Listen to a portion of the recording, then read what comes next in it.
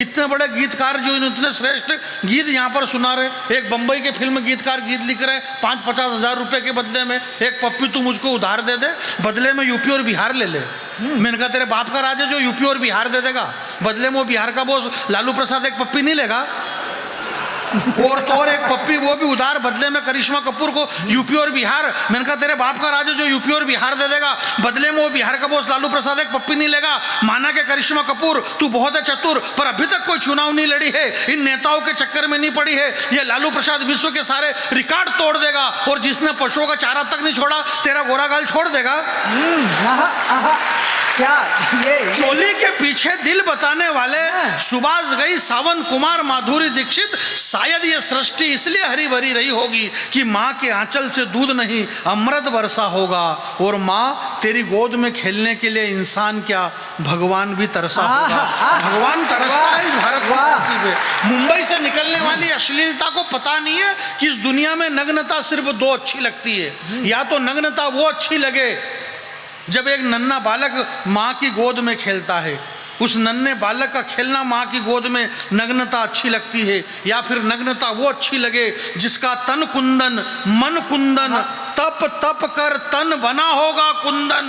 भला दुनिया में उससे ज्यादा सुंदर मूर्त क्या होगी, और जिसने वासना और विकारों का त्याग कर दिया उस महावीर को वस्त्रों की जरूरत क्या होगी, या फिर वो नग्नता अच्छी लगे।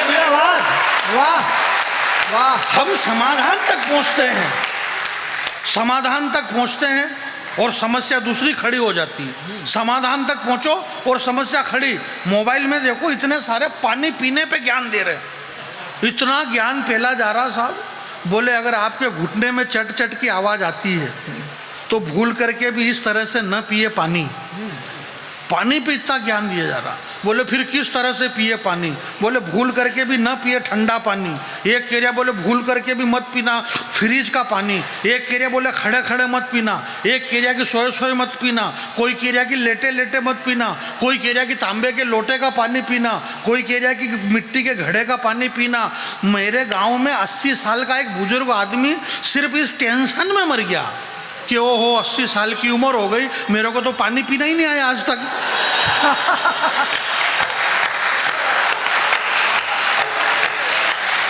इतना ज्ञान फैले जा रहे हैं। मैं आपको रियल सही बता रहा हूँ। अब खोले कि जो हमको भी मालूम नहीं है, हम इतने विद्वान कवि हैं, हम इतने भावुक हो जाते हैं कि मतलब भावनाओं में आकर के, जैसे मैं खुद आज भावुक होता जा रहा हूँ।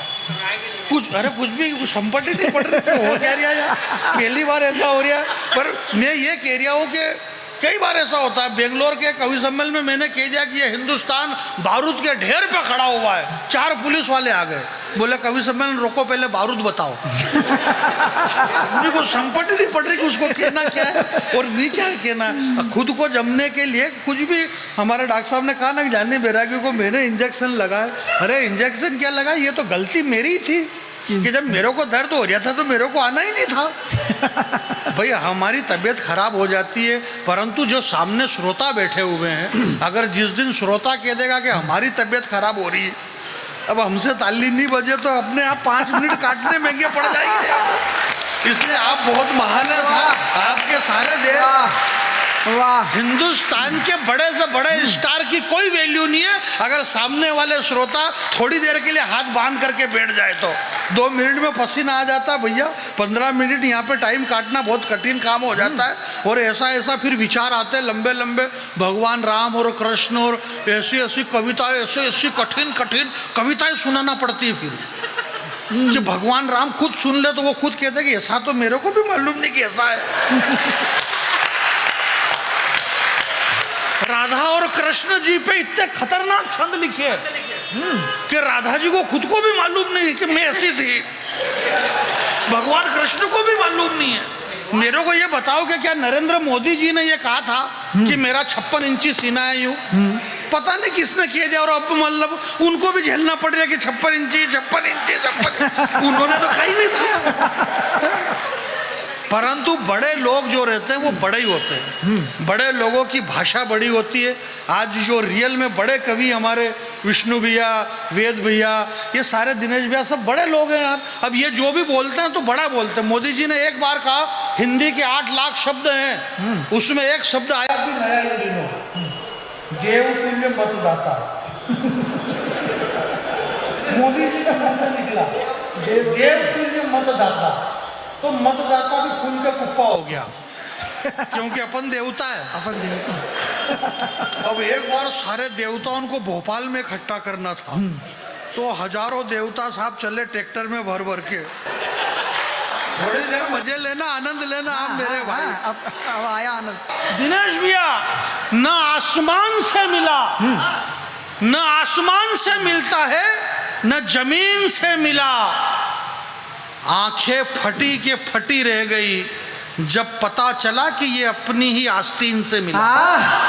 क्या आपकी तालियां कमजोर है मेरे भाई। न आसमान से मिला, न जमीन से मिला, वाह। आंखें खुली के खुली रह गई। खुली के खुली रखना के फटी के फटी रखना नहीं, आपने सोलियत अनुसार डॉक्टर साहब कह रहे कि आंखें को फटी के फटी रखो। अब इनको फटी के फटी में ज्यादा इंटरेस्ट है तो फटी के फटी सही। न आसमान से मिला, न जमीन से मिलता है, ये आंखें फटी के फटी रह गई जब पता चला कि ये अपनी ही आस्तीन से मिलता है। और उनके घर से वो मिले, इनके घर से ये मिले, और हमारे घर से हम मिले। एक लाइन आपके चरणों में रखता हूं कि उनके घर से वो मिले, इनके घर से ये मिले, हमारे घर से हम मिले। हमने कब कहा कि तुम देशद्रोही हो? हाँ। पर तुम्हारे ही घर से क्यों हर बार RDX और बम मिले?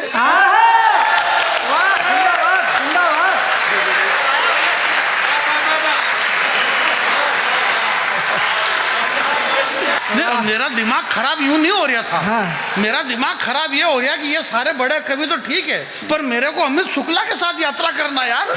मैं इसको कैसे मुंह दिखाऊंगा? तू क्या रो रही है मेरे नाम पे? हम इतने भावुक हो जाते हैं कि मेरे घर से भाई साहब देखिए, आपके पंक्तियां देखेगा जी जी जी, क्या पंक्ति दिखती नहीं है कभी। आज तक हिंदी कवि सम्मेलन में सबसे बड़ा झूठ ही ये बोला गया, बोले पंक्ति देखिए, पंक्ति देखिए। आदमी बूढ़ा हो गया देखते देखते पंक्ति ना दिखी, क्योंकि पंक्ति देखने की चीज ही नहीं है, पंक्ति सुनाई देती है। आप पंक्ति को सुनिएगा और 3 पंक्तियां सुनिएगा, चौथी पंक्ति पे ध्यान न दे, क्योंकि मैं जैसे एक बार चौथी पंक्ति सुनाने लगा तो चौथी पंक्ति गायब हो गई। अंधेरे में देखा, उधर जाके पीछे खड़ी हुई, मैंने कहा यहाँ क्या कर रही? चौथी पंक्ति। अरे बोले पूरा की पूरा लोट मेरे पे ही देना था, तो फिर ये 3 पंक्ति काई के लिखी ली?